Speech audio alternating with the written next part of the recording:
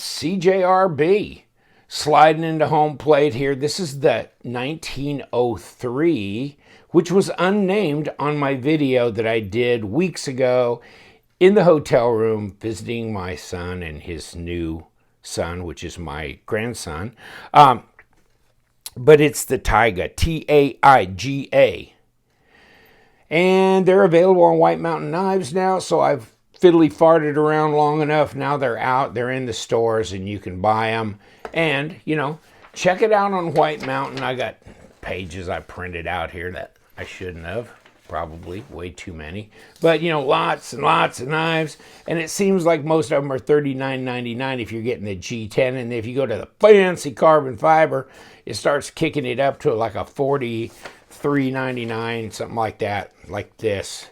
$43.99. And why? I don't know, because no, I don't want this.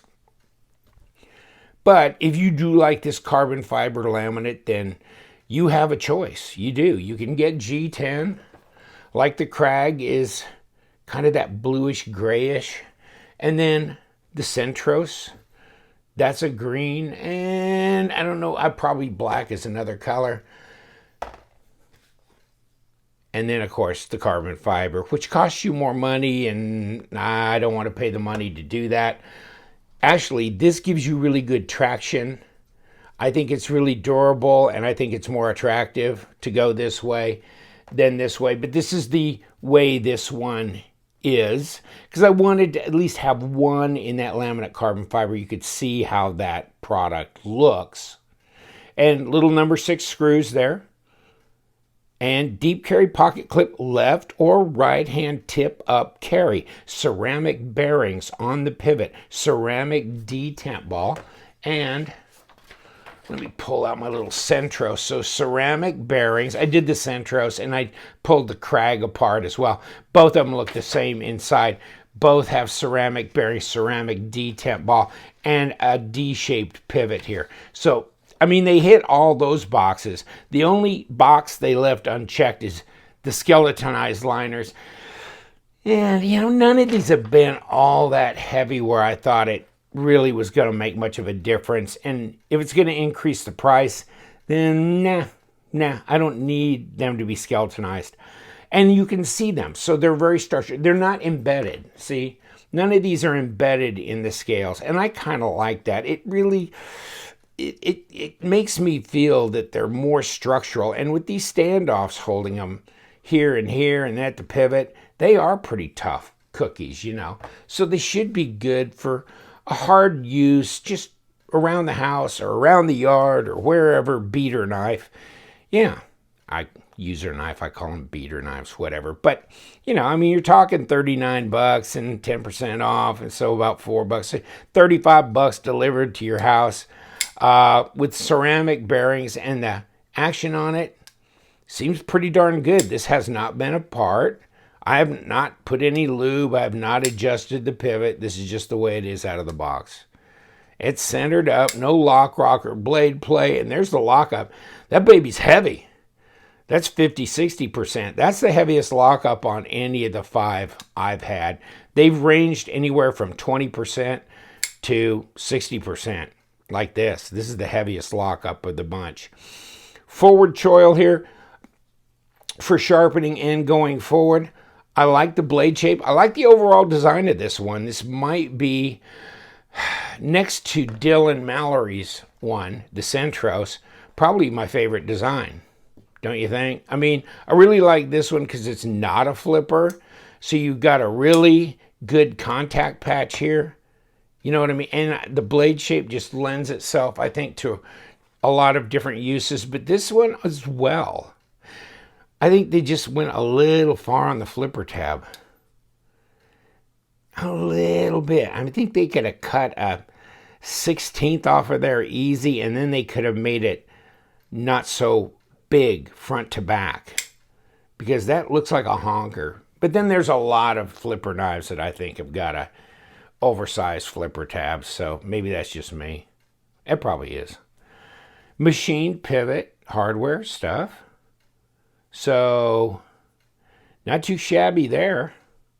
Looks good, feels good. Let's weigh it up And then we'll throw a tape on it, now that we're jack-jawing about it. 4.78, so it's not even 5 ounces. 135 grams. That's not terribly heavy. It's not the lightest of the group. I think the Briar is. This is like 3.8 ounces. So, and this is the longest one of the group too. Amazing as that may seem. And I think this is going to be about a 3.5, 8 1/4. 3.5 blade, 8 1/4 overall, and it is 90 millimeters, 8 1/4 overall, so 21 centimeters. If I'm going to guess, I'm going to guess 0.53, and I'm wrong. 0.52 at 13.3 millimeters, and I'm going to guess 3 millimeter, and right on. 0.12, right? 0.11. There you go. So, pretty standardized here as far as that goes. Do you feel the pocket clip? Yeah, but I like the pocket clips on these. They slide in and out of the pocket really well. You know, at the end it comes up, but then it levels out right here.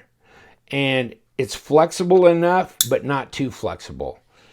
And like I said, right and left hand. Congratulations, lefties.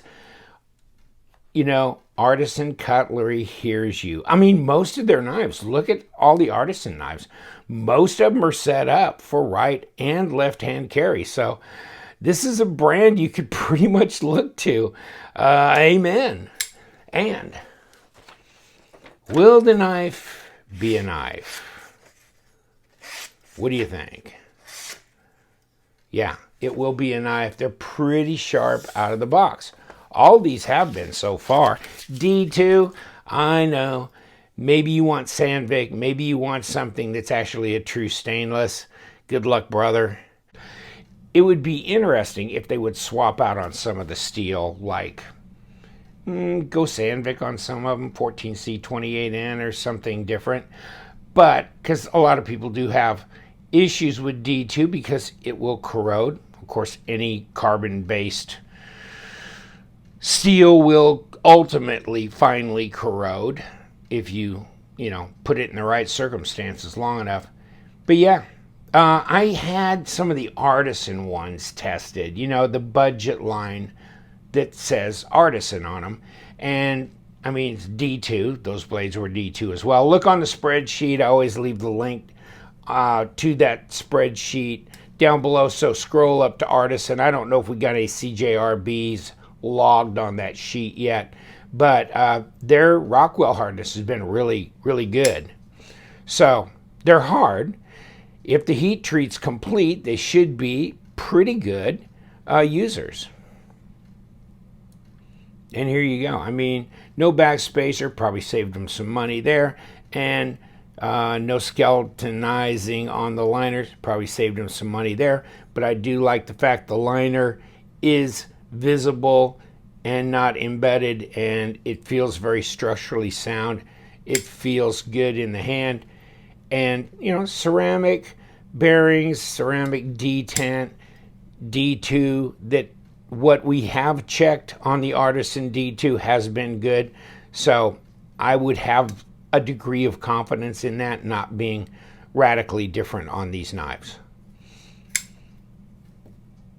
Pretty cool, huh? And there you go.